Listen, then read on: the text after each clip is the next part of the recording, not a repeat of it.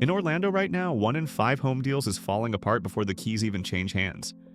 Buyers are backing out, financing is collapsing, and sellers are scrambling to adjust. The housing market isn't just cooling, it's cracking under the pressure. You've got buyers with pre-approvals that don't mean a thing, sellers slashing prices just to keep up, and agents running on fumes trying to make sense of it all. This isn't just a market cooling off, it's a full-blown meltdown. And if you think it's bad now, wait till you see what's coming next. Inventory in Orlando has skyrocketed, forcing sellers to slash prices dramatically. Just a year ago, the market was tight with homes flying off the shelves. But now, warehouses are packed, storage units are overflowing, and sellers are scrambling to move stock before it piles up even higher. The numbers don't lie.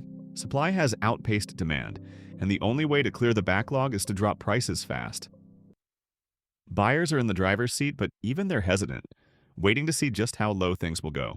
It's a tough spot for sellers, but for those with cash in hand, it's a golden opportunity. The question is, how long can this last before the market finds its balance again? Insurance premiums have soared to over $7,500, adding to the burden of homeowners.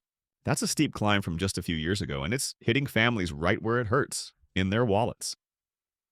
For many, this isn't just a number on a page, it's another bill to juggle, another tough choice between keeping the lights on or making sure the house is protected. And with costs like these, it's no wonder people are feeling the squeeze.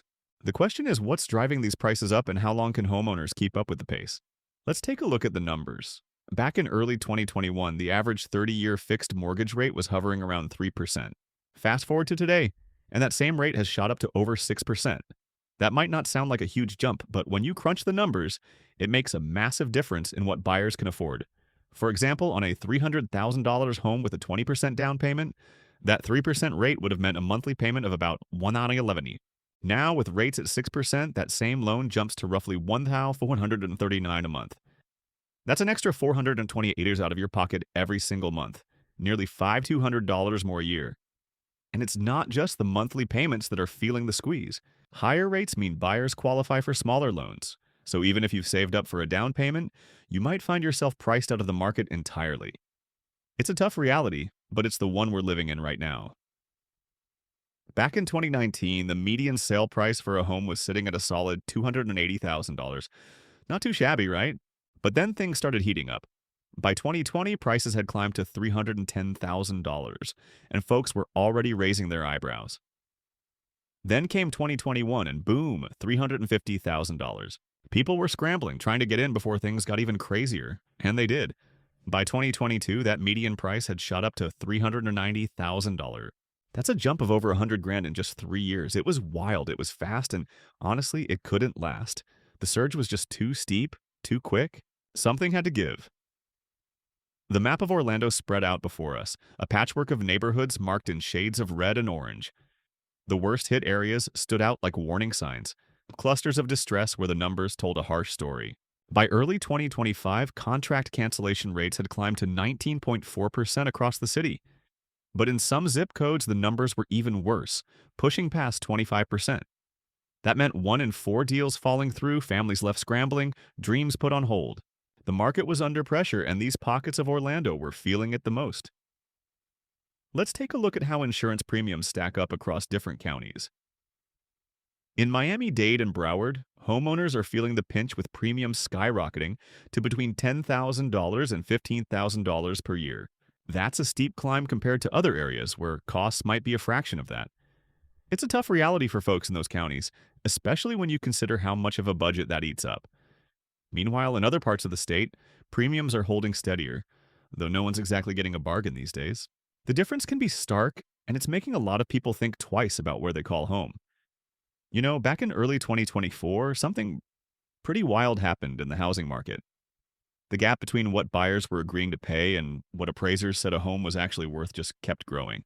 And it wasn't just a little difference. It shot way up.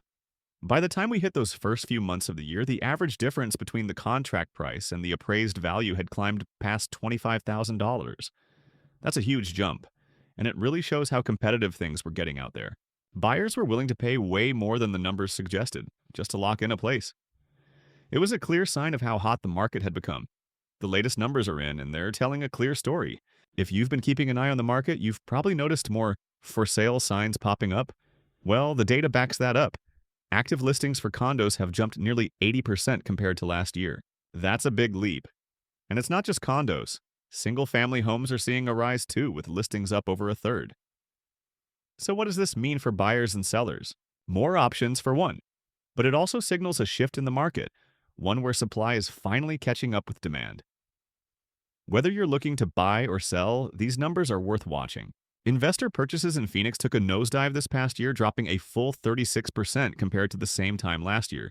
That's the steepest decline we've seen since way back in 2015, and it's not just a local blip.